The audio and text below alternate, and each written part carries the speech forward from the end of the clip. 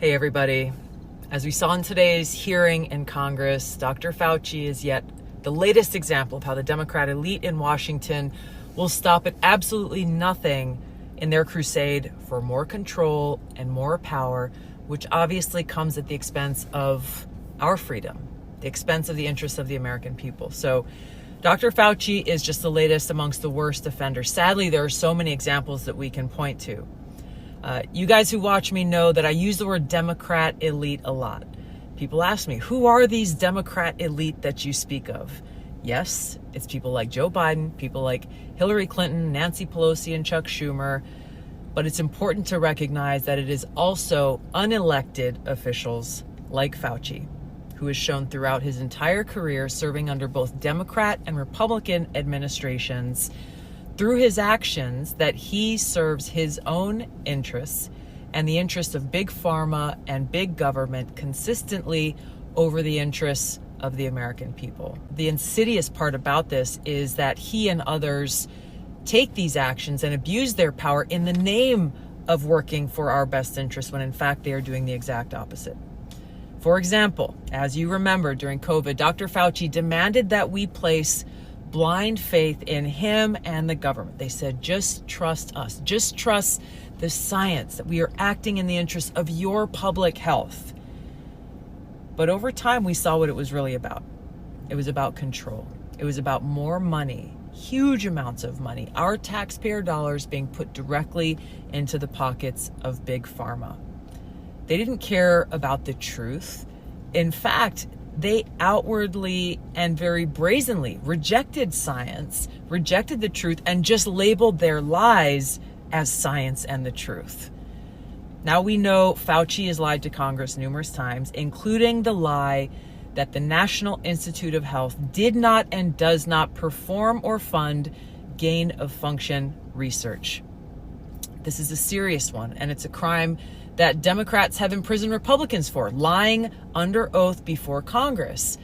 But here's the thing, is Democrats protect their friends who lie before Congress from ever being prosecuted and go after their opponents.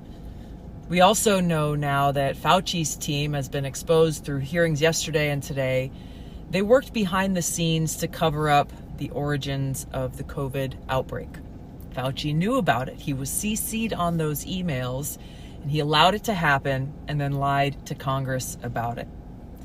Fauci confirmed today that his quote-unquote guidance on ensuring that we all have 6 feet of social distancing between us wasn't actually backed up by any science. They just picked this random number out of there. I know if you were like me, when you're standing in the airport waiting to board a plane, they're saying 6 feet apart and then you're crammed together on that plane. It just makes no sense. And we can't forget Dr. Fauci's guidance was used in very serious ways to undermine our freedoms.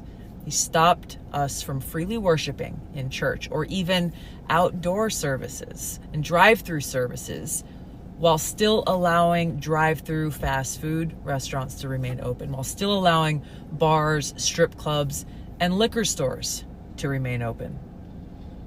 Fauci's so-called guidance led to the censorship of our free speech. It led to doctors who knew that what he was doing was wrong. If they dared to speak up, to challenge his guidance, they were threatened with their medical license and therefore their livelihood being taken away. This violation of our fundamental rights and free speech will have long-lasting effects. Their demonization of people who questioned or challenged Dr. Fauci and his team's guidance will have long-lasting effects. We've seen it in self-censorship, people afraid to speak up for what they know is true and right. Now, coming out of all of this, the takeaway from Dr. Fauci and the Democrat elite is they can lie to the American people. They can take away our freedoms in their pursuit of power, because as long as their friends are in power, they can rest easy knowing that they're going to get away with it.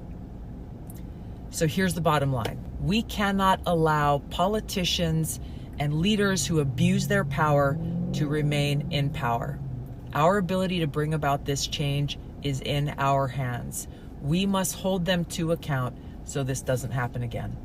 But the thing that we are working with Jay Bhattacharya, the new NIH director, on with, as well as Secretary Kennedy, is looking at the gain of function research that in the case of the Wuhan lab, as well as many of these other biolabs around the world, was actually US funded and leads to this dangerous kind of research that in many examples has resulted in either a pandemic or some other major health crisis. Well, let me ask you specifically, because we already know that EcoHealth Alliance was partnering with this Wuhan lab to do gain of function research. That's right.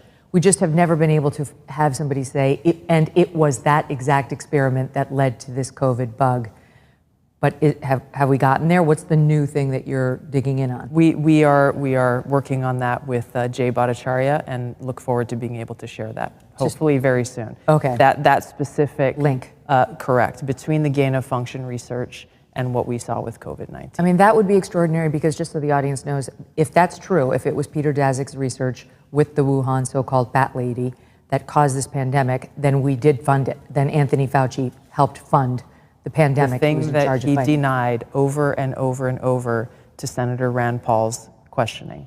That's right, under oath. Under oath, exactly. So is it any wonder that he sought a preemptive pardon for anything during a certain period of time by President Biden before he left office? And then strong-armed and smeared people like Dr. Jay Bhattacharya, anybody who came out and said, I don't know if that's natural. This actually smacks of lab.